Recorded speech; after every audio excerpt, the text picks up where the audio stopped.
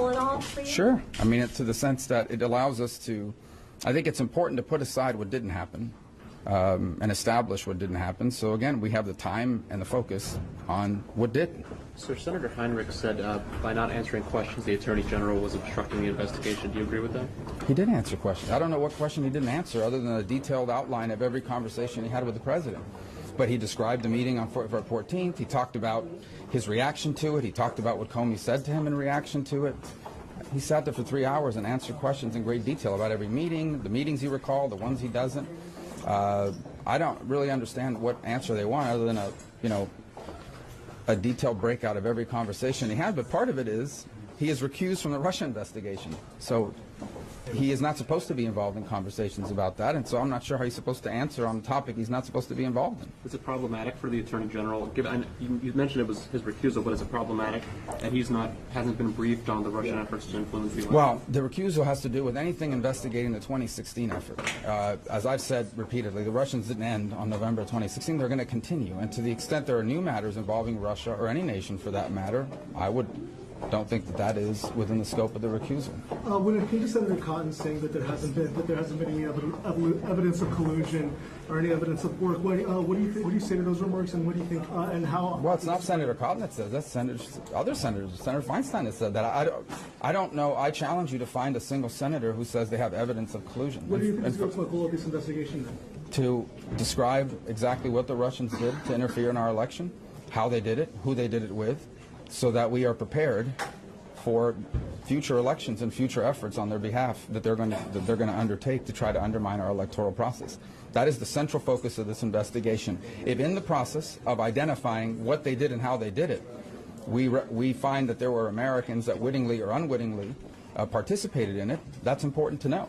But ultimately, the goal of this investigation is to clearly delineate how the Russians interfered in our election, their methods, and so forth, so that we are prepared to prevent that from happening in the future. Do you think it was appropriate for the Attorney General to sign off when he came to the Senate to say that he wouldn't make any decisions related to the Clinton email investigation, and then just weeks later sign off on the firing of the FBI? Well, his recusal had to do, his recusal had to do with the 2016 presidential election.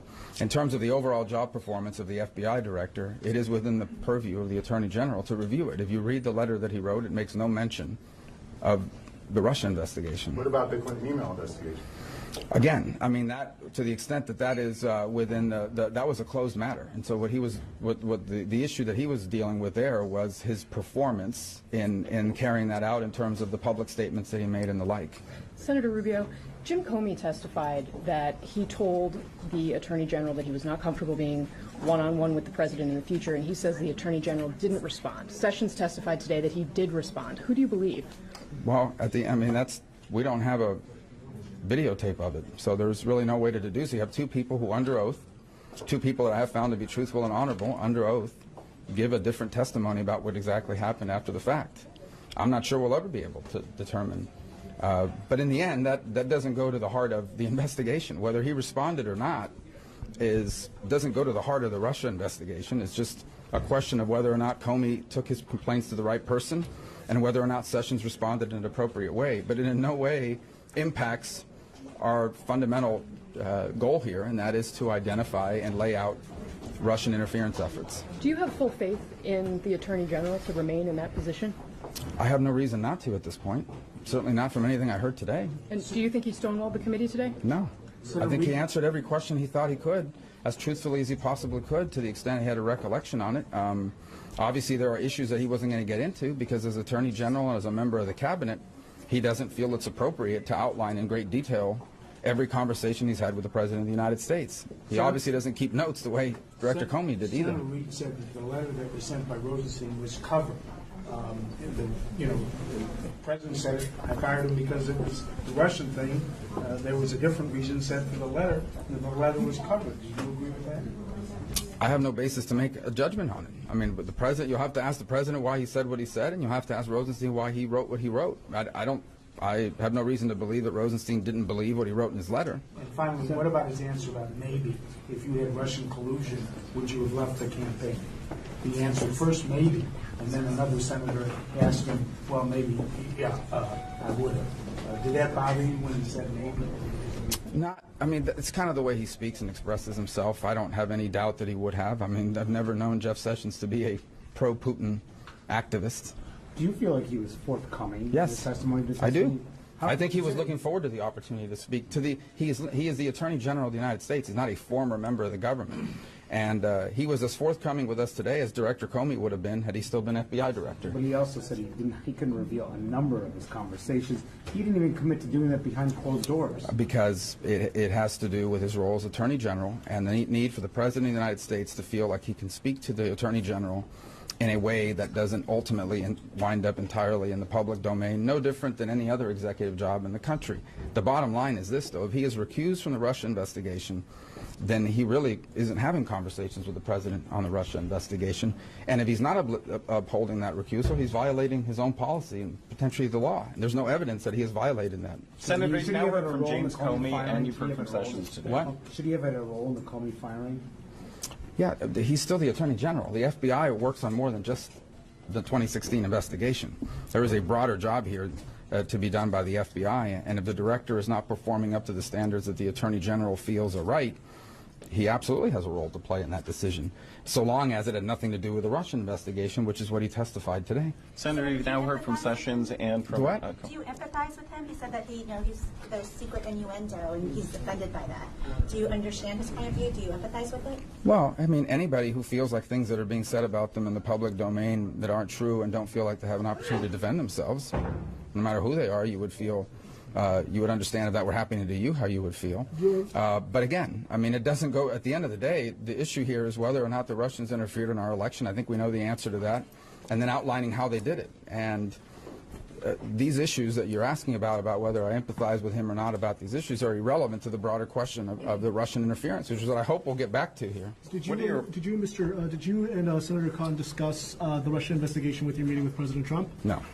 What are your overall feelings on the investigation at this point, Senator, after hearing from both Comey and Sessions now? Well, there's a lot happening that's not just part of these hearings, and I feel good about that process as it moves forward, and hopefully here we're going to be able to get back to the central question, which is how did the Russians interfere, what methods, potentially even people, did they use to do so that we are prepared to address it when it happens again. Senator, and I got to preside. What's the biggest takeaway for the American people out of this hearing if it's not Jeff Sessions not answering questions?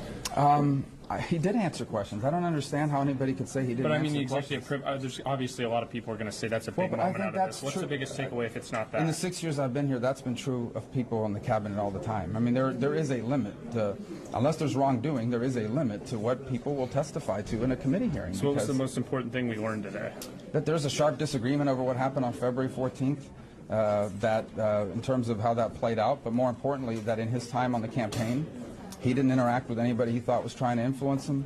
He didn't have anything other than the 2 meetings with the ambassadors, which he recalls were unremarkable, and that, by and large, he's out of the loop on the Russia investigation because he's recused from it. Should he turn over his schedules and his memos? There's no. I thought he said he agreed to the extent there isn't privileged information on there. I thought he said he had agreed to do. Were you also surprised when he said he never got briefed about the Russia attacks at all as Attorney General? I guess I was. Was I surprised? I wasn't aware of that, but in the end, I think if you look at it, if he had been briefed on it, that would have been news today, right? So I think he kind of went in apparently to the position knowing that this, because of his engagement in the campaign, anything he did that touched on the investigation could be problematic. What would have been? And that was a wise decision. What is the smoking gun for President Trump's involvement with collusion to you, where you said, oh, wait a second, this really means something? Evidence of collusion. And if you find someone that has it, and I'm not, we're not done, but if you have anybody out there who has it, the committee would be interested in seeing it. Otherwise, we should focus on what we know did happen, which is the Russians interfered in our elections. How about the aides? How about the Trump aides when he went down the list? Were you satisfied with that answer? And, well, the question was whether he knew about any conversations they had. Do you have any feelings about any of those aides? Well, I'm not going to discuss individuals like that because we're still undergoing our own work. So, okay? Thanks, guys. Is that yours? What? I'll take it, Frank. Oh. Is those being live? Yes. And we got it on both ends because he started down there with me.